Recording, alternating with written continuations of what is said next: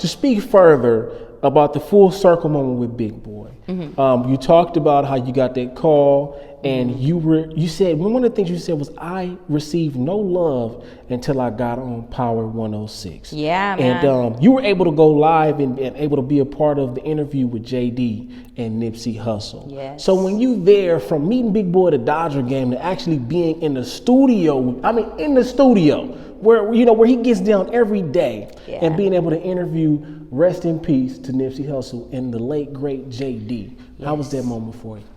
It was God. It was everything. It was everything. First of all, JD, like, a big fan already. I was already a fan. Like, my mom's always a big fan of JD. Someone who we all believe gets super slept on out here. But Jermaine Dupri is a legend. And he took me in like, it was like nothing. Like, this man, he was so cool. Like, and it was automatic for me and JD. But that was legendary to me because we grew up on his music, you know what I mean? And that's from him producing and him being on it. And like, I grew up on those tracks in high school and whatnot. So to me, that was already like, whoa, a whoa moment. Nipsey Hussle. Now I've met Nipsey like years before this, before he was big and whatnot, at a hookah lounge. He was just, trying to get those spots just to perform at places.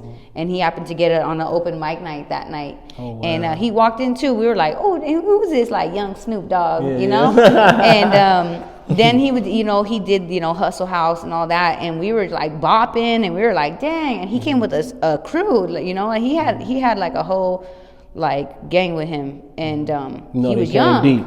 He was young. And we had already felt something when we first saw him.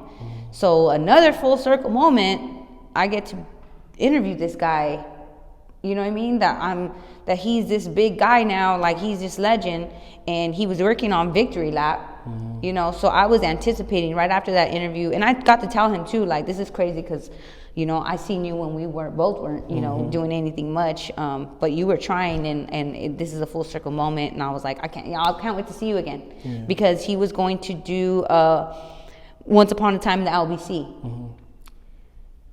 It sucks that year that was like the year, like right before that he had gone. Man, crazy. And I was like, anytime I've told anybody I'll see you again, I have seen them again. And I didn't get to have that moment with him again. You know what I mean? To like restamp that. But it didn't need to be restamped because, God has it the way he has it. And that moment of our first one, like that when, that thing is viral. Like, so many people take so many messages from that interview. And that's what, and Jay Cruz, he throws it at me all the time because he can't really post it now because he works for another radio station. But that was another thing that I ended up seeing as like God showing me just how powerful I can be. That he put Nipsey in that chair and that he put me on that chair that day. Man. I only did 2 interviews there.